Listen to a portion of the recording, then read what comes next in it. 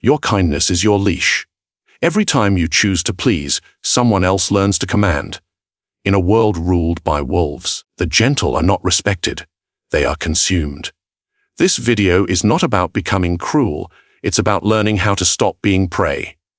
In every age, men disguise weakness as virtue. They smile to be accepted, they bend to be loved, and they sacrifice their strength upon the altar of approval. Yet power, true power, never bows. It observes, calculates, and strikes only when gain is certain.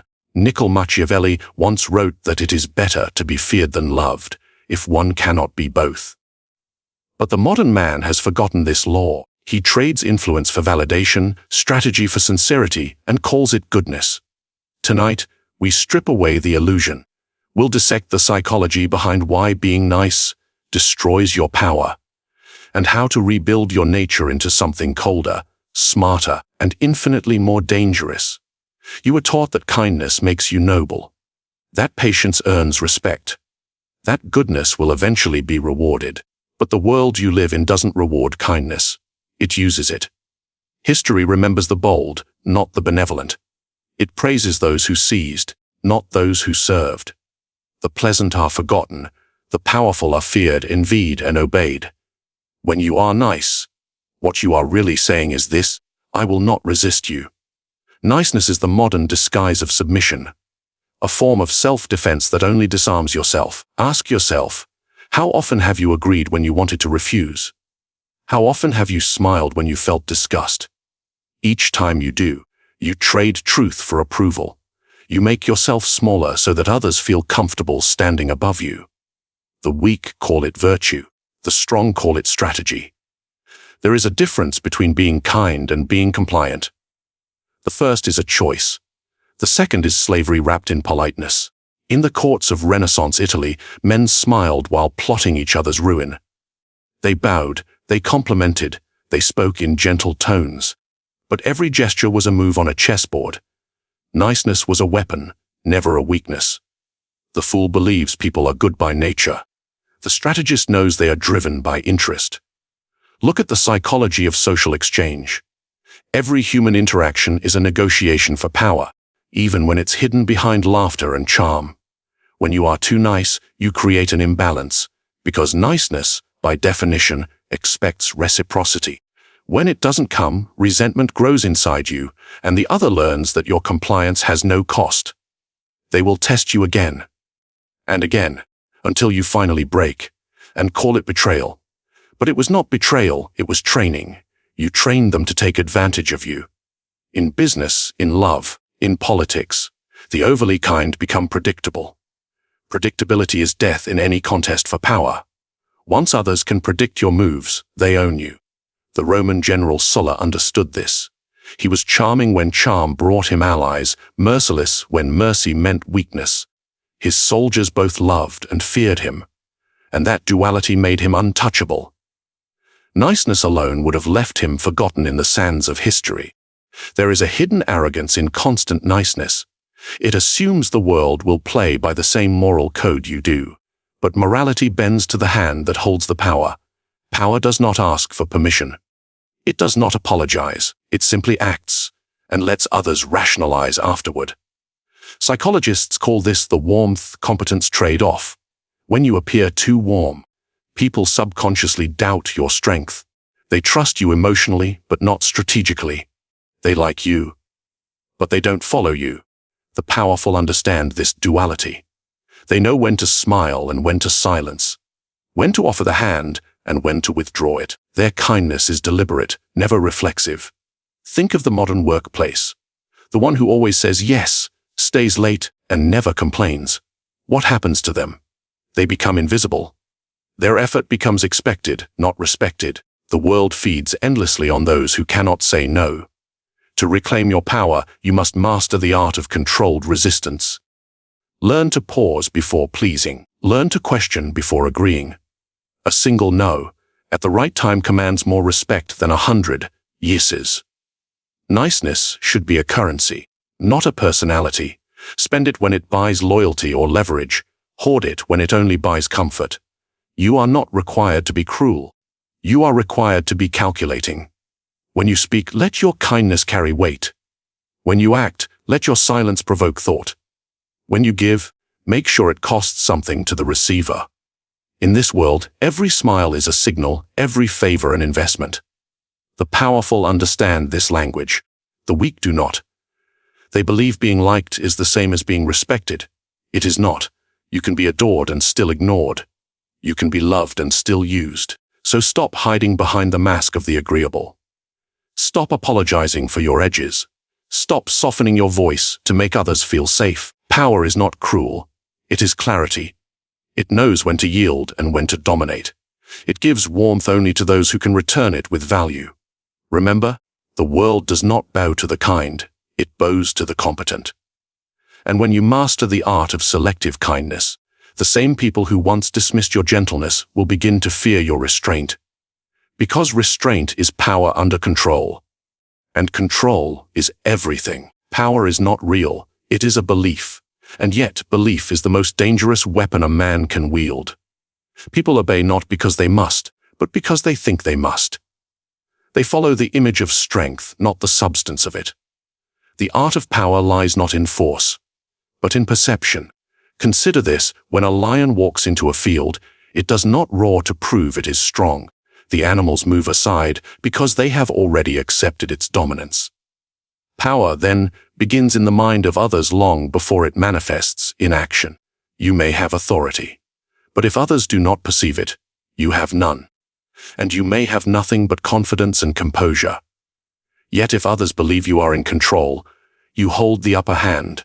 This is the essence of the psychology of power. Control the perception, and reality follows. In the courts of Florence, rulers did not survive by mere swords or wealth.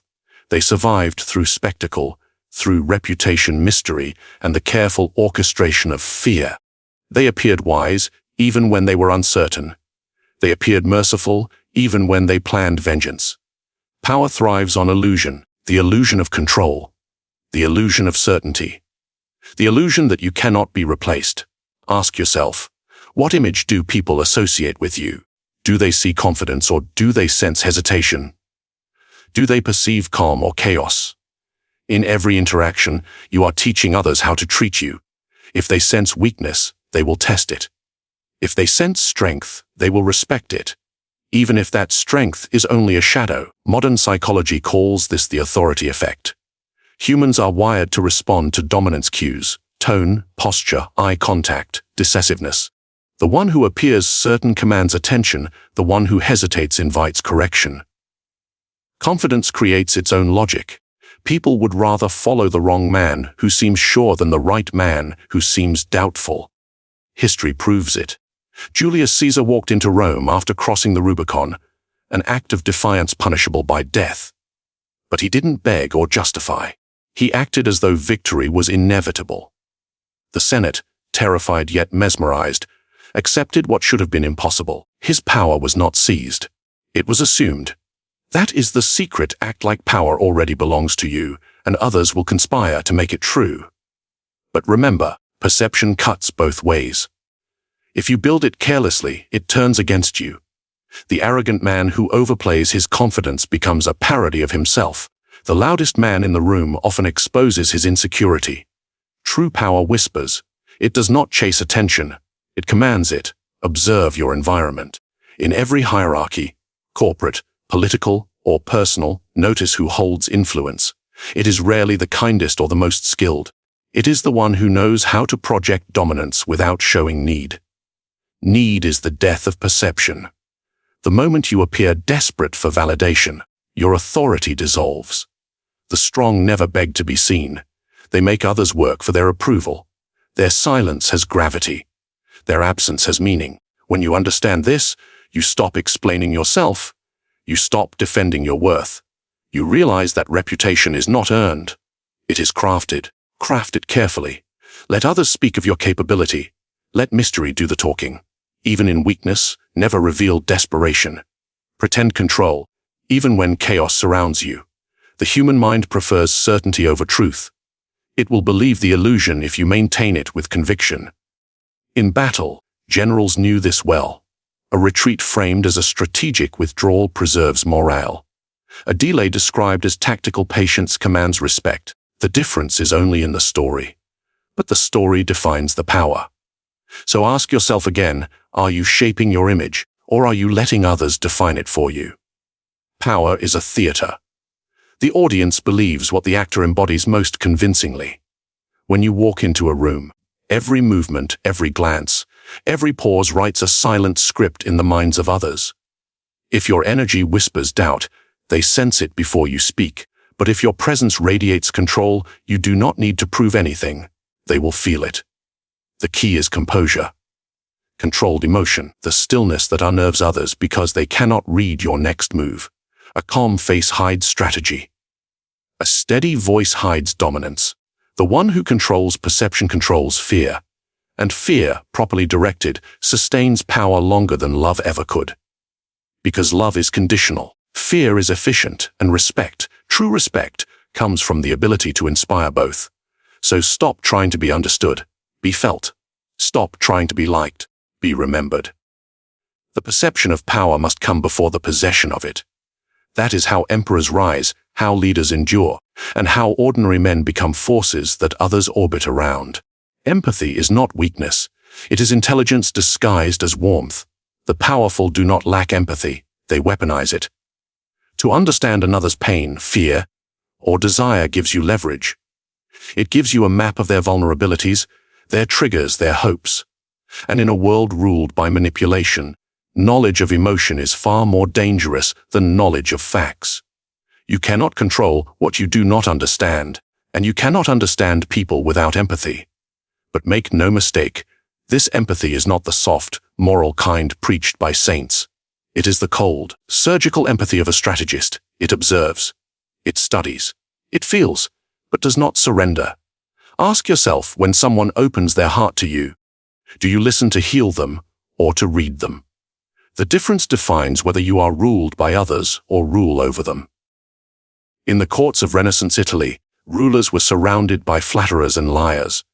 The wise ones did not reject emotion. They learned to decode it. They smiled at tears not from compassion, but from comprehension. Every display of emotion revealed a weakness they could one day use. Empathy, in its truest form, is not about kindness. It's about accuracy. It lets you predict the moves of others before they make them. Psychologists call this emotional intelligence. But stripped of its modern polish, it is the same tool kings and conquerors used for centuries. The ability to sense intention beneath behavior, to hear what is not said, to recognize what someone fears losing most. Imagine a leader who can sense doubt before it turns into rebellion, a lover who can sense resentment before it becomes distance, a negotiator who can sense greed before it becomes demand. That is power. The greatest manipulators in history were not heartless. They were attuned. Julius Caesar, for instance, knew exactly when to grant mercy and when to display brutality. His generosity was never random, it was calculated to bind loyalty. His empathy for the Roman people was not love. It was strategy. He gave them what they wanted so they would give him what he needed: control. Now look at yourself. You might think you're kind because you care, but true empathy, the strategic kind, cares in order to gain clarity. When someone vents to you, they are handing you data. When they share secrets, they are declaring their soft spots. When they cry, they are momentarily unguarded, and that is when truth leaks through the mask. A Machiavellian mind listens closely during these moments. Not to comfort. Empathy without boundaries turns into enslavement. Empathy with calculation turns into power. To master this art, you must train yourself to feel without reacting. Let emotion pass through you like smoke. Observe it. Name it. But do not breathe it in. When someone tries to provoke you, see beyond their words. Ask, what emotion are they trying to transfer into me? Anger? Guilt? Fear? Once you can identify that emotion without absorbing it, you become untouchable. Their manipulation fails because you see the mechanism behind it. Strategic empathy transforms you into a mirror, reflecting emotion without losing your own shape. People will call you understanding. They will trust you. They will confess to you. And they will never realize that every confession strengthens your position. Modern manipulators do this daily. The charming coworker who flatters your ego before asking a favor. The lover who listens to your fears, then shapes themselves into your perfect partner. The politician who pretends to feel your struggle only to guide your loyalty toward his ambition. Each of them uses empathy as a disguise for influence. The question is not whether empathy is good or bad. It is whether you know how to control it before it controls you. There will be times when you must appear caring to disarm an enemy. Times when mercy opens more doors than dominance. Use it. Let others lower their guard through your understanding. But always remember, kindness is most effective when it feels genuine. If you fake it poorly, people will sense manipulation and turn against you. So do not merely act empathic, become it temporarily. Feel it enough to be convincing. Then step out of it like removing armor after battle. Because empathy is armor when you wear it consciously. It absorbs the strikes of emotion without breaking your composure. The most dangerous people are not those without empathy. They are those who feel deeply, but never let it dictate their actions. So study emotion. Master compassion as you would a weapon. Use warmth to unlock secrets and silence to analyze them. Because in the end, the heart of another is not a place to rest. It is a battlefield to be mapped. And the one who reads hearts with precision rules minds without resistance. Mercy wins hearts, but cruelty, when used wisely, secures thrones. You have been told that cruelty is evil, that it corrupts the soul. Yet history proves that measured cruelty often achieves what compassion cannot. When executed with precision, it restores order, commands obedience, and prevents greater suffering in the long run. Cruelty, when strategic, is not savagery. It is discipline in its most terrifying form. The weak believe that to be feared is to be hated. They are wrong.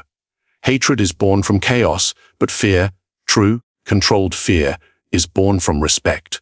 Ask yourself which matters more to survival, being loved or being obeyed. Love is voluntary, fragile, and conditional. Fear is consistent. It does not fade with mood or memory. The one who masters fear never worries about loyalty. Because loyalty built on fear does not wait to be asked, it acts out of instinct.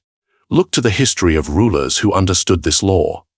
Cesare Borgia, the Duke of Valentinois, entered a fractured Italy filled with rebellion and deceit. He did not beg for unity. He enforced it. He executed the disloyal swiftly, rewarded the obedient publicly, and when his appointed enforcer became too cruel, Borgia killed him in a public square to win the people's gratitude. That is the essence of selective cruelty, a single brutal act to prevent 1,000 smaller rebellions. A wise ruler never kills for pleasure, but he never hesitates when necessity demands it. The same rule applies to your personal life. Whether you lead a team, manage relationships, or protect your boundaries, your first act of decisive firmness defines how far others will dare to test you. You don't need to be violent. You need to be uncompromising. Cruelty, in the psychological sense, means the willingness to inflict discomfort for long-term order. It is the moment you say no and mean it. The moment you punish betrayal without apology. The moment you make an example of those who mistake your patience for weakness. People learn not through words, but through consequence. A single act of strategic cruelty, applied with precision and purpose, creates an aura of seriousness around you. It tells the world, I am not to be trifled with. Psychologists describe this as the dominance effect. Individuals who display firm, even harsh control early on are granted subconscious authority. People follow them not out of affection, but because their certainty is magnetic. Think of the parent who disciplines their child not from anger, but from foresight. The punishment feels cruel in the moment, yet it shapes character, responsibility, and respect. The same principle governs nations, armies, and social hierarchies. Cruelty becomes destructive only when it is constant. A ruler who delights in pain breeds hatred. But the one who applies cruelty rarely and justly commands awe. That is the balance. The art of fear without chaos. You must learn to distinguish between cruelty that destroys and cruelty that preserves. The first serves ego, the second serves power. When you tolerate too much, people grow bold. When you punish selectively, they remember. Ask yourself, when was the last time you let someone cross a line without consequence? When did your silence become permission? Every time you fail to act decisively, you lose power. Every time you forgive too easily, you train others to disrespect your authority. Cruelty, at its core, is not about harming, it's about defining. It defines the boundaries of power. It sets the tone of your rule. It separates those who follow from those who dare to challenge. Even in modern settings, this law holds true. CEO who fires one unproductive executive sends a clearer message than the one who delivers endless warnings. The leader who cuts ties with disloyal allies is feared, yes, but also respected. The fear of consequence keeps systems intact. The absence of consequence invites chaos. The most dangerous leaders are those who combine charm with cruelty. Their followers never know which face they will meet, the warm smile or the cold punishment. That uncertainty becomes control. Predictability is weakness. Uncertainty is leverage. Cruelty should never be your default, but it must always be within your reach. If people believe you are incapable of harshness, they will test your limits endlessly.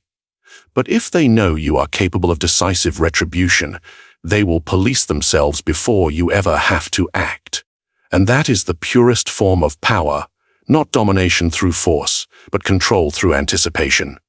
So, the next time you hesitate to act harshly, remember this: excessive mercy breeds rebellion.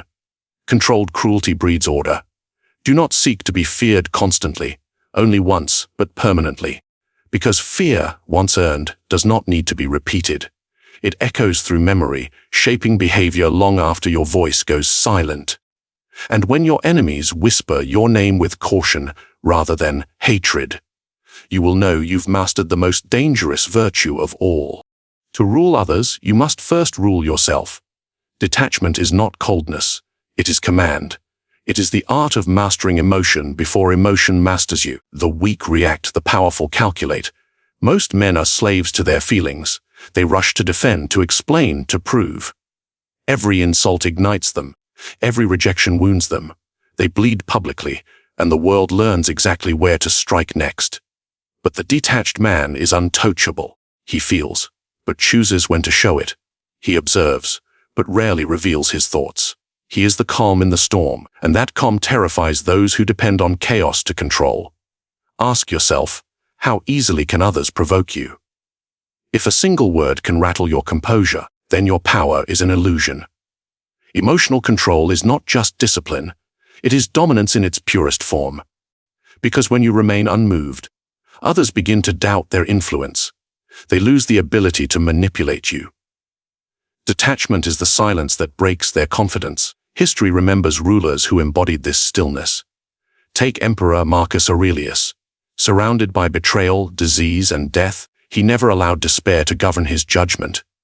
His enemies expected rage. They met restraint. That restraint was not passivity, it was precision. He understood that emotion is a luxury the powerful cannot afford. Or look to Talleyrand, the French diplomat who served under kings, revolutionaries, and emperors. He survived every regime because he was never attached, not to men, not to ideals, not to emotion. He watched others burn for loyalty and passion while he stayed steady, patient, and alive. The detached do not rush to prove themselves. They wait for the right moment to act. Their silence creates discomfort, and that discomfort gives them control. Psychologists call this emotional regulation, the ability to pause between stimulus and response. But in the language of power, it is far more than that. It is psychological warfare.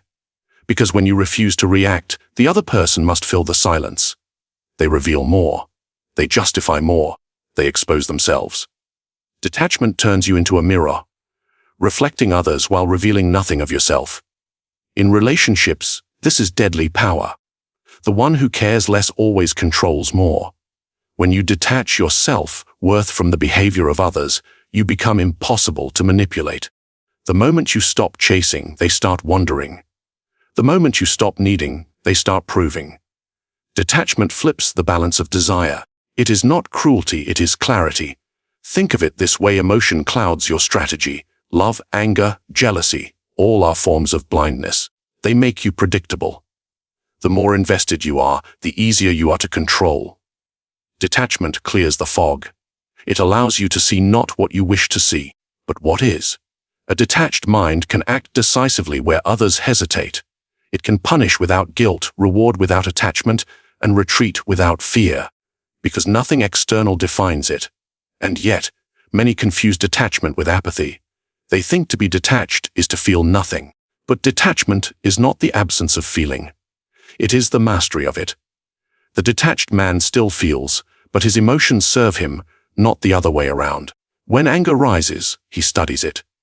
When love stirs, he measures it. When fear whispers, he listens, but does not obey.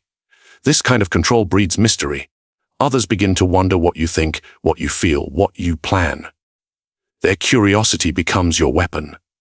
Their uncertainty becomes your shield. Even in modern psychology, we see this principle at play. The person who maintains composure during conflict is seen as dominant. The one who argues emotionally is seen as weaker, regardless of who is right. Authority, after all, is a performance, and detachment is its mask.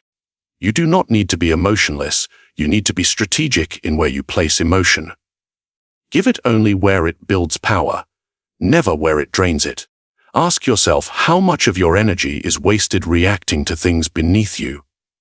How often do you let small slights pull you from your focus? Every moment spent defending your ego is a moment stolen from your ascension. Detach not to escape life, but to see it clearly. From above, because from distance comes vision.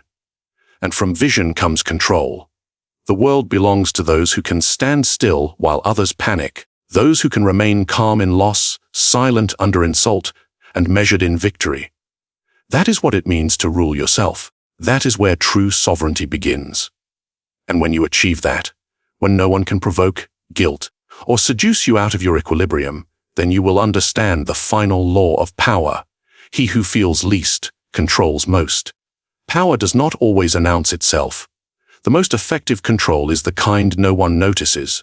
You do not need to shout to dominate. You need only to guide, quietly, invisibly, while others believe they are free, understand emotion, shape perception, reward obedience, punish betrayal, and always smile while doing it. People crave comfort more than truth. Give them comfort, and they will never question your hand on the reins. Control is not force. It is influence disguised as choice. Make others think your will was their idea, and you will rule them without resistance. Ask yourself, how many people in your life move by your design, and how many move you by theirs? If this reflection stirred something in you, good. That means the game has begun. Leave your thoughts below. Subscribe for more Machiavellian strategies, and share this with someone who still believes kindness alone holds power. Because the wise do not seek to be loved. They seek to be obeyed.